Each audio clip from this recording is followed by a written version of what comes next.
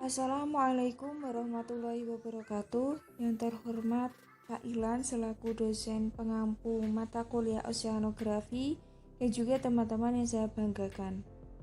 Baik, pada kesempatan kali ini kami dari kelompok oceanografi kelas 2 akan mempresentasikan tentang hasil diskusi kelompok kami, yaitu pasang surut air laut. Sebelumnya saya akan memperkenalkan anggota dari kelompok kami, yaitu yang pertama ada Muhammad Fadil Rozak, Arga Azam Dinata, Safitri, dan saya sendiri yaitu Yusmina Afani. Pada kesempatan kali ini, topik pembahasan yang akan kami presentasikan yaitu pengertian pasang surut, teori pasang surut, faktor penyebab pasang surut, tipe-tipe pasang surut, dampak pasang surut, dan juga manfaat pasang surut. Pengertian pasang surut. Pasang surut laut merupakan suatu fenomena pergerakan naik turunnya permukaan air laut secara berkala yang diakibatkan oleh kombinasi gaya gravitasi dan gaya tarik-menarik dari benda-benda astronomi, terutama oleh matahari, bumi, dan bulan. Pasang surut laut adalah gelombang yang dibangkitkan oleh adanya interaksi antara bumi, matahari, dan bulan. Puncak gelombang disebut pasang tinggi dan lembah gelombang disebut pasang rendah. Perbedaan vertikal antara pasang tinggi dan pasang rendah disebut rentang pasang surut. Yang kedua, teori pasang surut. Yaitu yang pertama ada teori kesetimbangan. Teori kesetimbangan pertama kali diperkenalkan oleh Sir Isaac Newton. Teori ini menerangkan sifat-sifat pasang surut secara kualitatif. Teori ini menyatakan bahwa naik turunnya permukaan laut sebanding dengan gaya pembangkit pasang surut. Yang kedua yaitu ada teori pasang surut dinamik. Teori ini pertama kali dikembangkan oleh Laplace yang dilengkapi dengan teori kesetimbangan sehingga sifat-sifat pasang surut dapat diketahui secara kuantitatif. Menurut teori dinamis, gaya pembangkit pasang surut menghasilkan gelombang pasang surut yang periodenya sebanding dengan gaya pembangkit pasang surut. Karena terbentuknya gelombang, maka terdapat faktor lain yang perlu diperhitungkan selain GPP. Selanjutnya yaitu materi yang ketiga, faktor pasang surut. Faktor-faktor yang menyebabkan terjadinya pasang surut berdasarkan teori kesetimbangan adalah rotasi bumi pada sumbunya, revolusi bulan terhadap matahari, revolusi bumi terhadap matahari. Sedangkan berdasarkan teori dinamis adalah kedalaman dan luas perairan, pengaruh rotasi bumi atau gaya Coriolis, dan gesekan dasar. Selain itu, juga terdapat beberapa faktor lokal yang dapat mempengaruhi surut atau pasang surut di perairan tersebut seperti topografi dasar laut, lebar selat, bentuk teluk, dan sebagainya. Sehingga berbagai lokasi memiliki ciri pasang surut yang berlainan. Namun menurut Devan 1958, faktor-faktor tersebut adalah A. Kedalaman perairan dan luas perairan. B. Pengaruh rotasi bumi atau gaya Coriolis. Dan C. Gesekan dasar. Materi yang keempat yaitu tipe-tipe pasang surut. Yang pertama yaitu pasang surut semi diurnal atau pasang surut harian ganda. 2 kali pasang dan 2 kali surut dalam 24 jam. Periode pasang surut rata-rata adalah 12 jam 24 menit. Contohnya yaitu di perairan Selat Malaka. Yang kedua yaitu pasang surut diurnal atau pasang surut harian tunggal. 1 kali pasang dan 1 kali surut dalam 24 jam. Periode pasang surut adalah 24 jam 50 menit. Contohnya yaitu di sekitar Selat Karimata. Yang ketiga yaitu pasang surut campuran condong harian tunggal atau mixed tide prevailing diurnal. Merupakan pasang surut yang tiap harinya terjadi 1 kali pasang dan 1 kali surut, tetapi terkadang dengan 2 kali pasang dan 2 kali surut yang sangat berbeda dalam tinggi dan waktu. Ini terjadi di pantai selatan Kalimantan dan pantai utara Jawa Barat. Yang keempat yaitu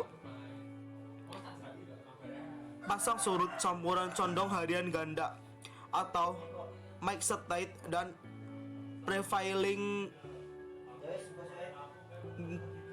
diurnal, semi diurnal, merupakan pasang surut yang terjadi 2 kali pasang dan 2 kali surut dalam sehari. Ini terjadi di pantai selatan Jawa dan Indonesia bagian timur. Materi yang kelima yaitu dampak pasang surut. Yang pertama yaitu dikhawatirkan dapat menimbulkan gelombang tsunami. Yang kedua, menimbulkan abrasi. Yang ketiga, bangunan pembangkit listrik tenaga pasang surut atau PLTPS dapat mengganggu migrasi ikan di laut. Dan yang keempat yaitu dapat menimbulkan gelombang yang besar. Materi yang keenam yaitu manfaat pasang surut. Yang pertama itu persawahan pasang surut. Yang kedua, berlayar atau berlabuhnya kapal di dermaga yang dangkal. Yang ketiga, pembangkit listrik tenaga pasang surut atau PLTPS. Dan yang keempat yaitu pembuatan garam. Selanjutnya akan dilanjutkan oleh teman saya. Terima kasih. Selanjutnya, pengaruh pasang surut terhadap sebaran genangan banjir rob di Kecamatan Semarang Utara.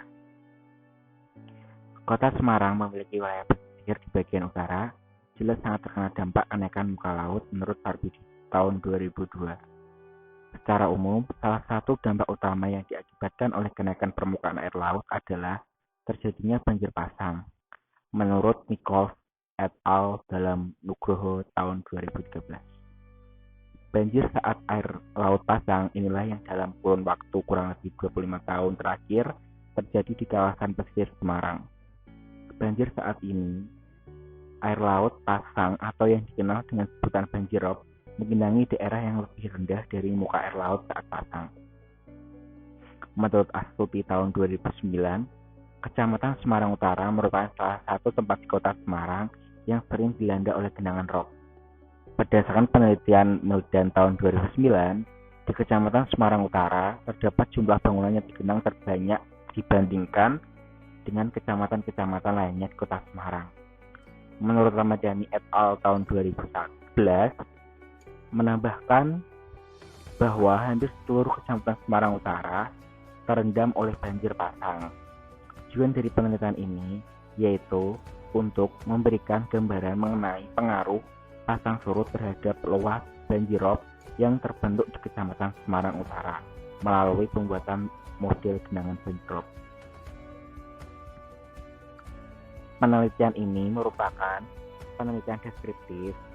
Penelitian dengan metode ini tidak dimaksudkan untuk menguji hipotesis tertentu, tetapi hanya menggambarkan tentang suatu keadaan atau fenomena menurut Ari Kunto tahun 2007. Jadi, pada penelitian ini ingin mengetahui keadaan atau fenomena banjir rob akibat pengaruh pasang air laut yang terjadi di Kecamatan Semarang Utara.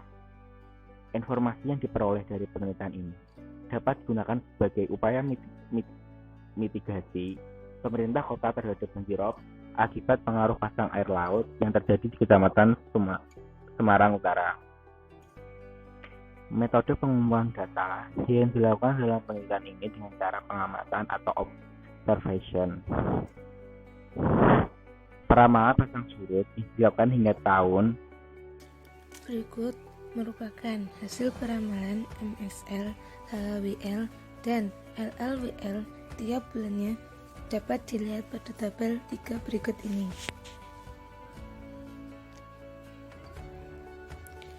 Selanjutnya, pasang surut perairan Semarang. Pasang surut perairan Semarang termasuk tipe campuran condong ke harian ganda yang dilakukan melalui perhitungan Admiralty atau bulan September 2004 sampai Maret 2005. MSL sebesar 59,9261 cm, HHWL dan LLWL sebesar 117,38 cm dan 2,417 cm. Tinggi banjir rob. Selain dipengaruhi oleh sea level rise, banjir rob ini juga dipengaruhi oleh ketinggian tanah. Ketinggian tanah yang landai atau lebih rendah daripada muka air laut membuat air mudah pasang dan menggenang. Dan kawasan pesisir Kecamatan Semarang Utara termasuk bertanah landau dengan ketinggian kurang dari 0,5 meter. Peramalan pasang surut.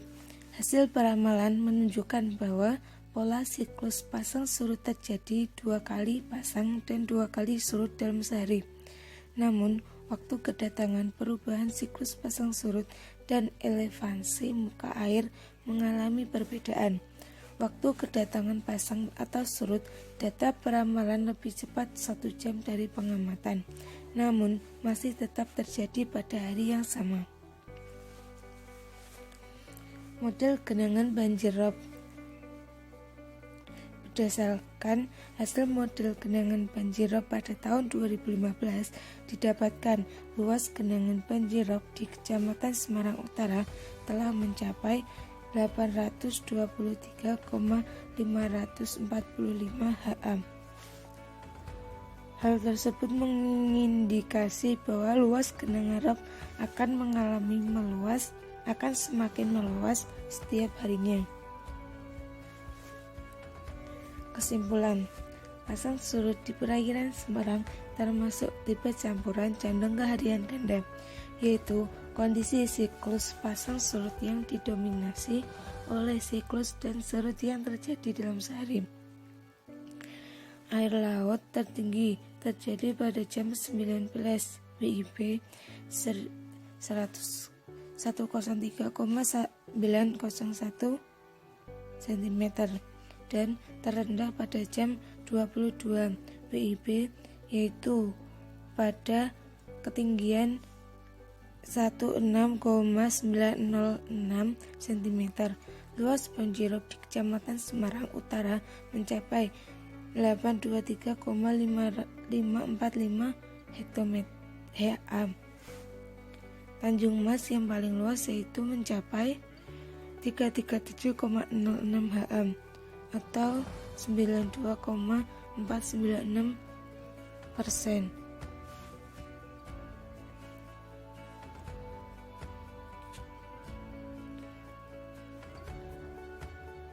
Sekian presentasi dari kelompok kami. Apabila terjadi kekurangan, mohon dimaafkan. Sekian. Terima kasih.